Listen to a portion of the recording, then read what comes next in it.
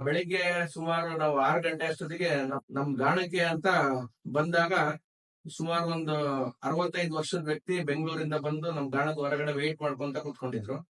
ನಾವು ಬಂದ್ ವಿಚಾರಿಸಿದಾಗ ಏನಕ್ಕೆ ಅಂತ ಕೇಳಿದ್ರೆ, ಇಲ್ಲ ಸರ್ ನಾವು ಬೆಂಗಳೂರಿಂದ ಆಯಿಲ್ ತಗೊಳಕೋಸ್ಕರನೇ ಇಲ್ಲಿವರೆಗೆ ಬರ್ತೀವಿ ಮೊಳ್ಕಾಲ್ಮೂರಿಗೆ, ಸುಮಾರು 250 ಕಿಲೋಮೀಟರ್ ನಮ್ದು ಮೊಳ್ಕಾಲ್ಮೂರಿಗೆ ಬರ್ತೀವಿ ಅಂತ ಹೇಳಿದ್ರು. ಏನ್ ಉದ್ದೇಶ ಬಂದಿದ್ದು? ನಾವು ಎಣ್ಣೆ ತಗೊಂಡೋಗಿ ಕಡ್ಲೆಕಾಯಿ ಎಣ್ಣೆಲಿ ತಗೊಂಡೋಗೋ ಅಂತ ಬಂದಿದ್ವಿ. ಇಷ್ಟೊಂದು ಬೆಳಗ್ಗೆನೆ ಬಂದಿದ್ದೀರಾ? ಬೆಳಿಗ್ಗೆ 6:30ಗೆ ಬಂದಿದ್ದೀರಾ? ನಮ್ಗೆ ಸುಮಾರು 250 ಕಿಲೋಮೀಟರ್ ಅಲ್ಲಿಂದ ಇಲ್ಲಿಗೆ ಬಂದಿದ್ದೀರಾ? ಅಲ್ಲಿಂದ ಗಂಟೆ 250 ಕಿಲೋಮೀಟರ್ ಆಗತ್ತೆ.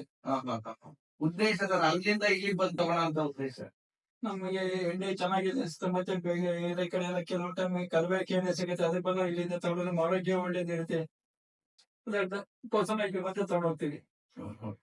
ಎಲ್ಲಿ ನಮ್ಮ ಎಣ್ಣೆ ಫಸ್ಟ್ ತಗೊಂಡಿದ್ದೆ ಯಾವಾಗ? ಎಷ್ಟು ದಿನ ಆಯ್ತು? 2 ವರ್ಷದ ಕೆಳಗಡೆ ಸಾಹಿತ್ಯ ಸಮ್ಮೇಳನಕ್ಕೆ ಹೋಗಿ, ಕನ್ನಡ ಸಾಹಿತ್ಯ ಸಮ್ಮೇಳನ ನಾವೇಳಿ ನಡೀತಾ ಹೋಗಿದ್ದೆ.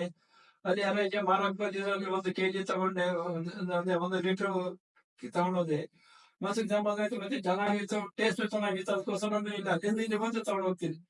ನಮಗೆ ಎಲ್ಲ ಒಂದ್ ರೀತಿಯಿಂದ ಆಶ್ಚರ್ಯ ಅನ್ನಿಸ್ತು.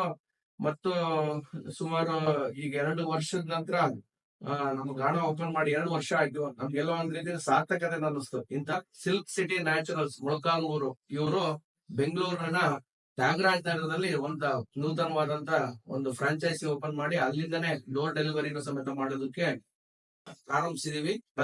ಅಂತ ಏನು ಲೈನ್ ಅಲ್ಲಿ ನಿಮ್ಗೆ ಅಡ್ರೆಸ್ ಸಮೇತ ಕೊಡ್ತಾರೆ. ನೀವ್ ಯಾರು ಬೇಕಾದ್ರೂ ಬೆಂಗಳೂರಿನ ಗ್ರಾಹಕರು ಅಲ್ಲಿಂದಾನೆ ನೇರವಾಗಿ ತರಿಸ್ಕೊಬಹುದು ಅಂತ ಕೇಳ್ಕೊಂತ, ಮತ್ತು ಇಂತ ಗ್ರಾಹಕರನ್ನ ಪಡೆದಂತ ನಾವುಗಳು ಮುಂದೇನು ಸಮೇತ ಪರಿಶುದ್ಧತೆ ವಿಚಾರದಲ್ಲಿ ಯಾವುದೇ ರೀತಿಯಾದಂತ ಕಾಂಪ್ರಮೈಸ್ ಮಾಡಲ್ಲ ಮತ್ತು ಈ ಕ್ವಾಲಿಟಿನ ಮೇಂಟೈನ್ ಮಾಡ್ತೀವಿ ಅಂತ ಹೇಳೋದಕ್ಕೆ ಇಷ್ಟಪಡ್ತೀನಿ. ನಮಸ್ಕಾರ.